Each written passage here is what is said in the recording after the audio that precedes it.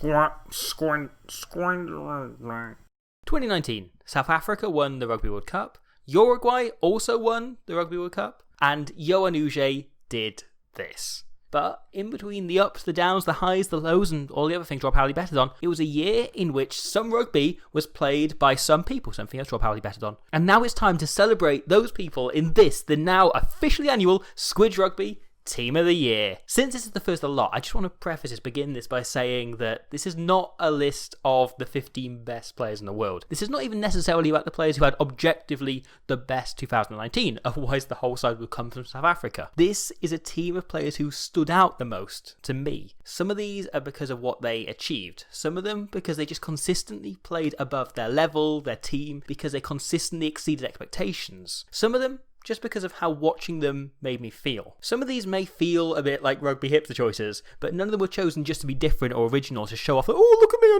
know so much about rugby because I'm going to mention a couple of Namibia players. You guys heard of Yohan Uche? Yeah, he's great.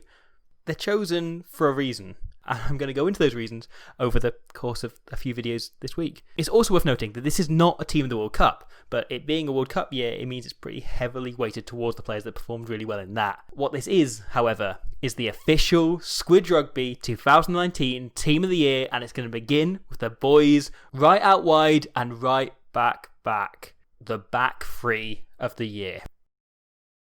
What is there left to say about Semi Radradra? Pretty much the epitome of Fiji. Radradra is so good, it now feels so trivial to even contemplate making a joke on his open goal of a first name. In about 18 months, he's gone from new to union to about the best back in the world. Whilst he may be a more natural 13, it was when let loose on the wing that we saw Radradra cause the most chaos, tearing Wales apart, smashing Georgia into tiny pieces. From where I was sat in the ground, you couldn't tell if it was rain or a former Eastern European winger. A big boy with pace, power, and yet a skill set and awareness that makes him truly, properly world class. And as I say, possibly the best back in the world. We're going to have to start looking for more jokes about him, because boy, is this lad far from finished terrorising defences.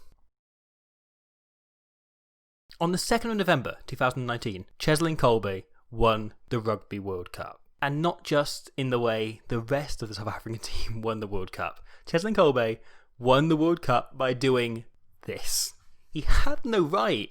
He had no left either. He was boxed in, defenders everywhere. Any other player would have done well to not be just smashed into touch. But instead, Cheslin Kolbe gets outside daily. He beats Farrell. He outpaces Marler, Coles, Laws, the entire English team, and he scores a try. That's just typical what it is! And the year he's had. A brilliant World Cup, including 2 other audacious finishes against Italy and this break against the All Blacks. Some phenomenal form for Toulouse, with my favourite moment being this try, beating an entire defensive line as a result of falling over. And a great tournament in the Rugby Championship, including creating this try for Herschel Yankees with a superb little chip in order to see the Springboks to a draw out in Eden Park.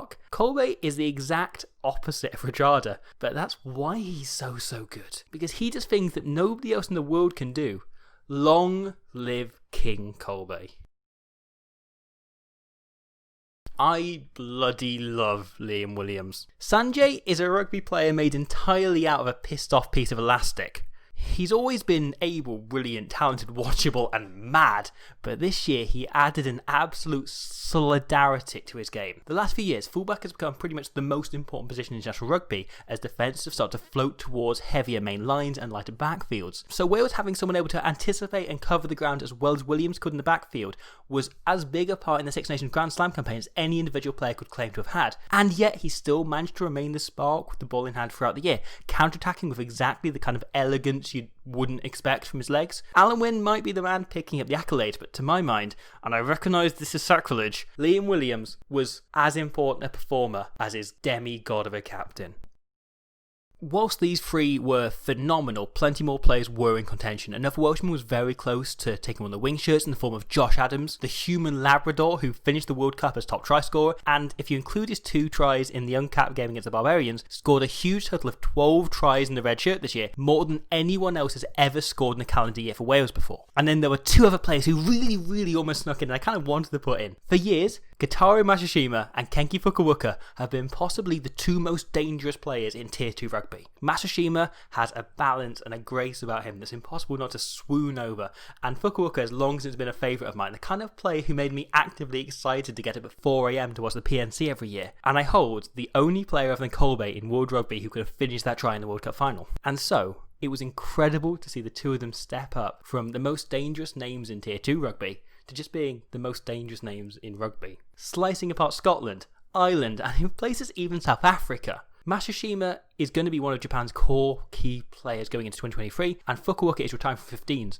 but he intends to switch to 7s for this year's Tokyo Olympics. And boy, is that going to be something worth waking up early for. More names! Damien Penaud capitalised on all hype and promise and turned himself into about France's most dangerous player and their key man going into their home World Cup in 2023. Darcy Graham enjoyed a superb breakthrough season for Scotland. Johnny May hit absolute peak form in Six Nations, finishing as the competition's top try scorer. Marika Koriabiti proved that you can be a real weapon in this Australian backline without being a homophobic twat. Joshua Tuasova caused utter terror out on the other Fijian wing to Radradra. George Bridge made the step up into Ben Smith's slightly boring work shoes. Makazole Mapimpi turned himself into the perfect Erasmus winger, a hard worker, great finisher with just a little flash of flair. Uruguay's Nicolas Freitas consistently punched holes in defence he had no right to, and I guess Bowden back to fullback now, so he deserves mention as well, whatever, but not as grand a mention as rugby's finest gentleman, the World Cup's top lad, and a talisman for his country, an ambassador for the game, and most importantly, a bloody good fullback, Russia captain Vasily Artemyev. Hey, you watched the video right the way through to the end. Thank you for doing that. I appreciate that. I'd appreciate as well if you stick around, because there are going to be 6 more of these coming up over the next few days. So I started with the back 3. This is the beginning of the team of the year. The next one will be the front row tomorrow. I'm going to alternate between backs and forwards, so it isn't just running from one for the other as I did last year. So it'll be the front row tomorrow. I'll also be crowning the first of the Squidge Awards. I'll be giving the award for the team try of the year. That'll be coming before we get into the actual nitty-gritty of which 3 players won the slot in the team for this year. At least one of them, I would wager, someone won't see coming. At least one of you won't.